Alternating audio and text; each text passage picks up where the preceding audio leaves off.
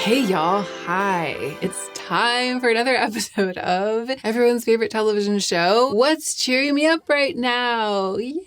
This is my version of a traditional YouTube favorites video in which, instead of focusing on products, I talk about what it is in my life that is actually bringing me joy, what's actually cheering me up. You know, I love a good beauty product, and one of the things I do here on this channel is talk about which beauty products are adding little bits of value to my life and improving my life in small ways. But I fundamentally believe that products aren't what make a life joyful. So in a favorites video, in What's Cheering Me Up Right Now, I try to look at the big picture. And if you enjoy this and you're not subscribed to my channel yet, I hope that you'll subscribe before this video is over. Now, let's go ahead and get into the meat of the video.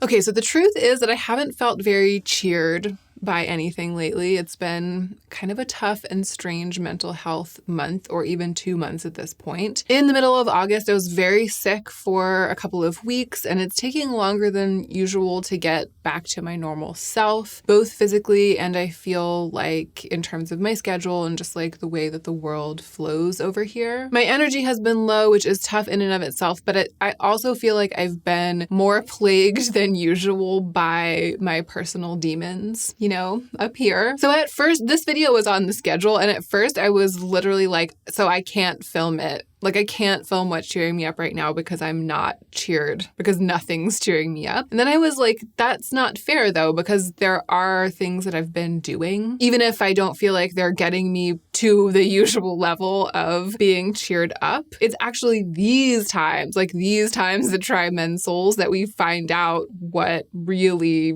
works, like what's fundamentally the straw that we grasp at. Maybe a better time than ever to film What's Cheering Me Up right now. And the funny thing is, when I started paying really close attention to try to garner like the list for this video, what emerged was little things, like taking pleasure in little things that might feel inconsequential, but when I started listing them, when I started adding them together, and I realized that because I haven't been feeling my best, I have been like working really hard to take pleasure in the small, pleasurable things. I was like, I can film What's Cheering Me Up right now. And I also have been thinking, like, it's gotten me thinking about the power of just paying close attention and trying to squeeze every drop of pleasure out from the little things when you're struggling. So that's kind of like the nature of this list. And I'm actually really excited to share it with you.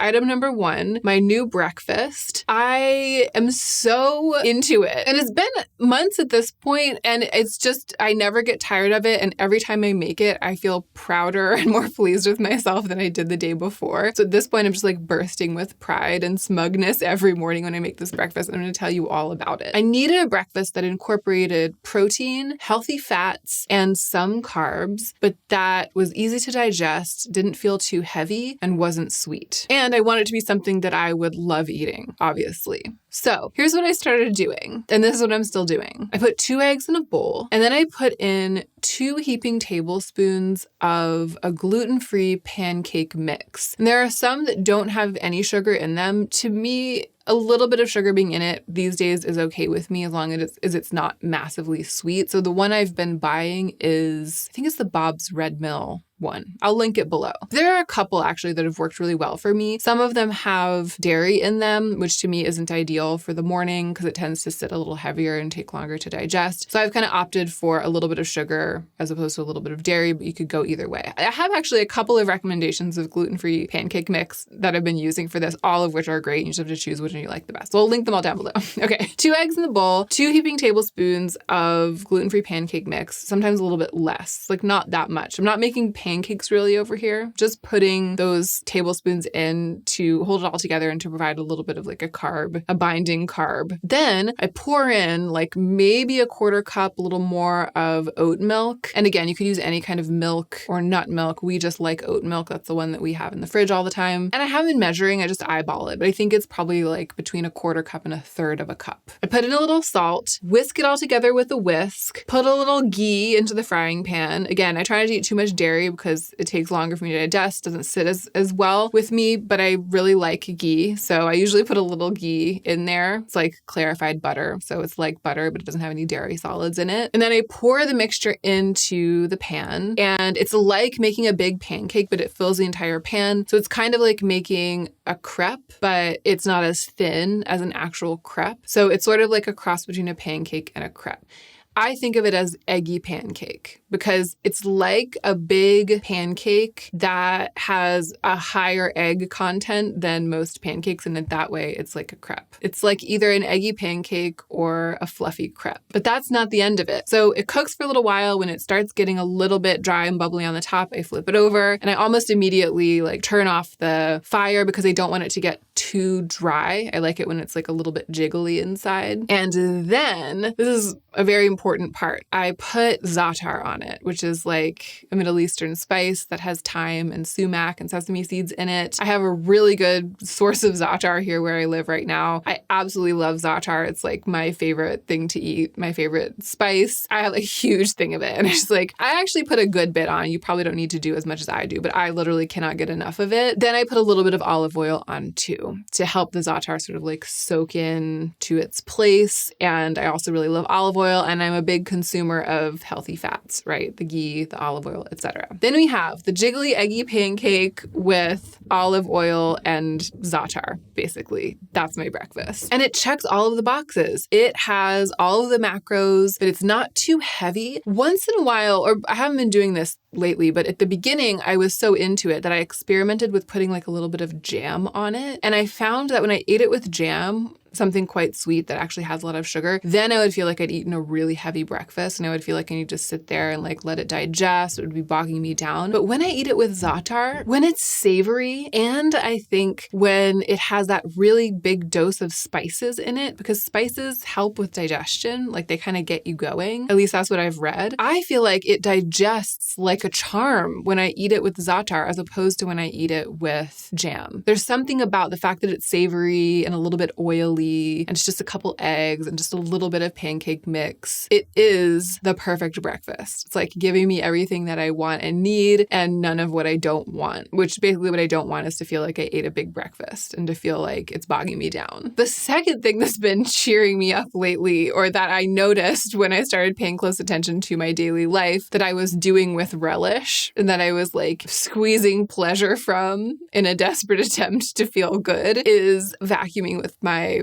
pretty new vacuum. And I've showed this in a vlog before. It was actually PR. It was like months ago at this point, Samsung was sending out some vacuums in PR. And we had just moved. And so I was like, oh my gosh, a vacuum would be such a great thing to like test around the house and be able to talk about. Little did I know that it was going to be so amazing. And I mean, I feel it's an expensive vacuum, okay? It's like a ridiculous vacuum. In fact, the vacuum is called the Bespoke Jet vacuum. The title of the vacuum, Bespoke. And it is this beautiful green color, matte green. And it looks like a sculpture. And I think that they designed it so that it doesn't look bad, just like sitting out. It actually kind of looks like something from Star Wars. It's really cool. I definitely take pleasure in the fact that it's so beautiful and that it's just so hilarious to have this like stunningly beautiful vacuum just like sitting out as part of our decor. But that's not why it's on the list. And that's not why I've been taking pleasure from it. Even though I tend to take a lot of pleasure from aesthetic things and things that are aesthetically designed well. For the vacuum, that would have just been a flash in the pan for it. I would have been like, oh, it's really beautiful. But if it wasn't super easy to use, it wouldn't be on this list. We've never had a vacuum that was so lightweight. And it's not like I can lift things. I'm not like a weakling. I'm not super twiggy. I'm strong, but I don't particularly love housework. And I think that having like a big heavy vacuum that you have to lug around and plug in, I think in the past has been more of an obstacle to me vacuuming than I realized. In fact, the obstacle to me ever vacuuming was the weight and cumbersome nature of the vacuum machine itself for my whole life. Now, having this vacuum, which weighs but a pound, I don't know how much it actually weighs, but it feels light as a feather compared to any other vacuum. It feels the same as like going to grab the broom. its weight and its maneuverability is a non-issue. It's just like not part of the equation. And what I've learned is that when weight and maneuverability are taken out of the equation, I actually love vacuuming because it's so satisfying. Every day I'm like, I'm going to vacuum up that hair. And I just like get the vacuum and vacuum it. And those have been these like moments of pleasure for me. Who am I? I know I've never been someone who takes pleasure in housework like this, who enjoys like making something go from dirty to clean. I mean, I feel like everybody enjoys that to some degree, but I've never enjoyed it so much that the enjoyment obscures the annoyance of having to like put in time, or I guess the exhaustion of lugging around a heavy vacuum. In these trying times, vacuuming casually every day and just being able to wield the little stick vacuum like a magic wand, basically, in all the rooms of the house. And the fact that it works so well, that it's just like so beautifully engineered. It's very satisfying when it fills up, you take it and put it back on its base and push a button, and then the base like sucks the stuff that you vacuumed out of the chamber into the body of the stand. It's like we're vacuuming in the future. Okay. The third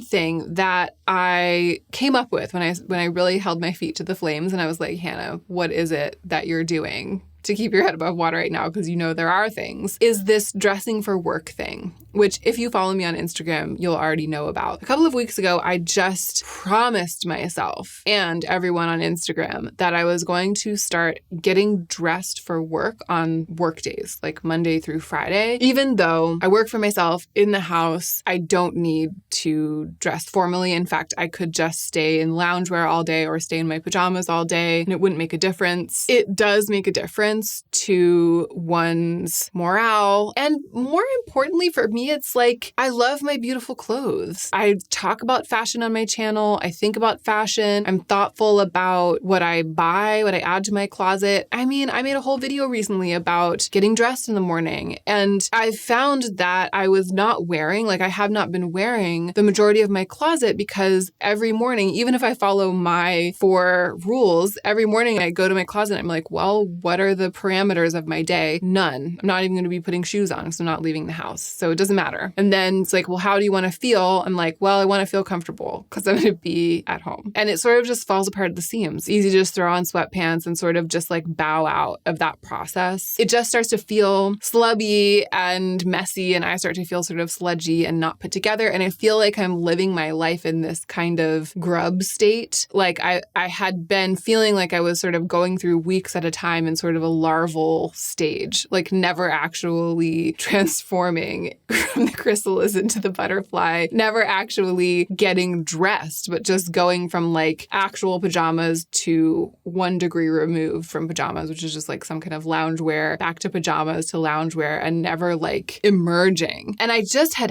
it. I think a lot of people went through this, and I sort of did in my own way during the pandemic, although there was a lot going on during that time for me, during the most intense parts of the pandemic in other ways. So this wasn't as much of a concern because I was distracted by a lot of other stuff. And also we were living with other people in the house. So there was a little bit more of like an atmosphere to dress for. Now it's just Joe and me, and we're just working all the time. And I think that I realized that maybe part of me was like waiting for the pandemic to end before I started wearing my clothes again. And I'm like, well, it's not as though everything to do with it is over and done, but this is my life. Like I work for myself. I work from home. Like this is my daily life. This is my work. And I'm in the house every day, not because of the pandemic, but because I work from home no matter what. So like just waiting for it to end that's not an effective strategy. And if I just keep waiting for it to end, I'm going to be waiting for the rest of my life potentially to start wearing my clothes, or I'll just wear them like on those occasions when I go see friends or when I go do things. But that's like 2% of my life. All of this is what drove me to decide that I was going to start dressing for work, make more of an effort, wear the nice clothes and wear shoes. I usually don't wear shoes in the house, but I've realized that putting on shoes with my outfit as a way of completing it and feeling more put together, it's worth it. It's worth it to be wearing shoes in the house right now for me, to just have that feeling that I've actually completely gotten dressed every day, even if I'm not going out. And let me tell you, it's been a little bit rocky because there have been some days where I get all dressed to work and then I'm just like, why am I sitting here in in this skirt, the muscle needs strengthening, you know? So it's not as though it's all been like easy, like just flipping a switch and suddenly I'm like a new woman dressed professionally for work every day. There's been a little bit of a push and pull, but overall, it has been like a real light in my life, a real light in the day every day to have this challenge and to have determined that I'm going to try this thing. And sometimes the outfits come out really well and I feel really good and I'm just really happy that I decided to do this. Follow me on Instagram because I'm posting my outfit of the day in stories every day over there and kind of updating people every day on how it's going to be dressing for work. Okay, the fourth thing that's been cheering me up, it's a media thing. It's just this weird album that I've been listening to on Spotify a lot. And I'm not going to talk about it for too long because you'll either like it or you won't. It's either for you or it's not. And I think you'll probably know right away. So there is a guy named Alan Watts who was, I think in the 70s, maybe 60s and 70s, a British thinker and philosopher who specialized in sort of translating the basic tenets of Hinduism and Buddhism for Westerners. And I've talked about him on YouTube before. He has a very musical and compelling way of speaking, sort of a circular way of speaking that just feels really laden with meaning, partly because it is, but it's partly stylistic, very much in the way of certain kinds of poetics. I have an appreciation for that kind of discourse, and I really like listening to Alan Watts lectures. And I also have an appreciation for the content, the stuff he is fundamentally trying to say in that style. I am just interested in him and have been for a long time. And I learned that there's like a remastering and what would it be called? It's an album. It's a musical work. It's the work of this musician called Akira the Don, who I think has done this with several thinkers, taken their speeches, their recorded speeches, remix them and combine them with beats and melodies in like the lo-fi music style, which is a genre that I really like, to produce these sort of musical, repetitive, spoken word music pieces. It's Alan Watts lo-fi, basically. And probably I've lost like 95% of you at this point, so I'm just going to close this out and move on. But if you like lo-fi, if you're interested at all, just click through and listen to this playlist because it's, of all of what I'm telling you about today, it's probably the thing that I've been leaning on the hardest. I have been listening to it a lot and it kind of makes me feel like I'm on drugs, even though I'm not. And I like that. Sometimes after I've been listening to it for a while, I just sort of, it feels like it alters your consciousness a little bit, which is the point. Like that's the point of Alan Watts. That's what he was trying to do. Just like get you out of the rut of thinking that things are a certain way. And for some reason right now, not only do I feel like I desperately need that, but I also feel like it's working really well. Like this Alan Watts lo-fi is working on me better than it has before. Just listen to it. Just try it. Okay. If you listen to 2 minutes, the first 2 minutes, and if you hate it, you'll know right away. And if you don't, maybe you'll be like me and you'll listen to it 100 times in a row and expand your mind. Let's move on. So number 5, bringing it back to what we all know and love. I realized when I sat myself down to make this list that truly one of the things that has been cheering me up on an almost daily basis is working with that Pat McGrath palette. It's so funny because I had a lot to say about it when I filmed the review, about it, the fact that it didn't have the special shades in it. And I still feel all of that. I mean, none of what I said in the review is no longer true. And if you'll recall, one of the things I said in the review was that I have absolutely loved the looks that I've been doing with the palette, and it's given me a lot of pleasure to use it in the day-to-day. And what I'm trying to say is that that's so true that it's making it into this video and onto this list, because when I cast my mind back over the last several weeks and I think about the little things every day that I'm like hanging my hat on, you know what I mean? Like the little things that are sort of like those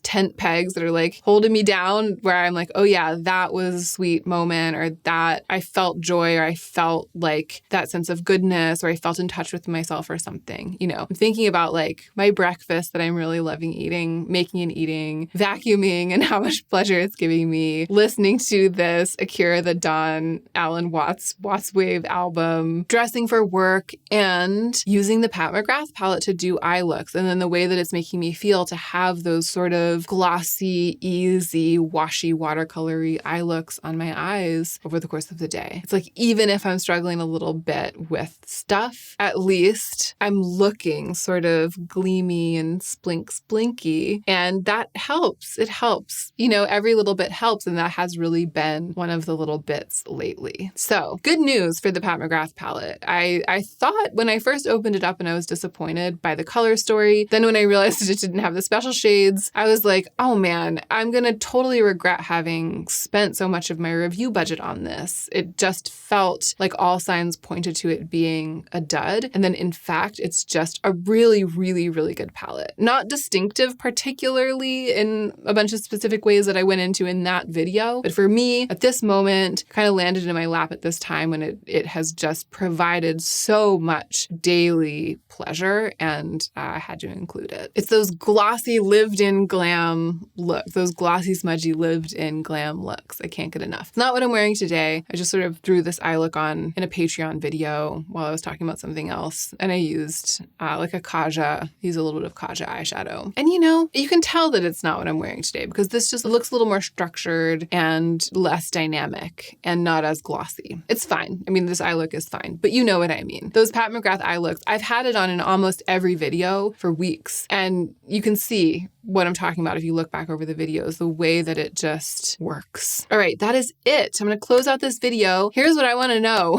What's cheering you up? Like, what has been cheering you up? Is there something that I could add to my list over here? Throw me a bone. I'm actually kind of curious too about shows and stuff. I have been watching a couple of shows here and there, but none of them made it into the video this time. So, you know what I like, some of you. And if you have any suggestions for me, anything you've watched recently that you've really loved, definitely let me know. I hope you are all doing well. Thank you so much for watching. And please take extra good care of yourself so that you can be the most effective version of yourself as you do your work in the world.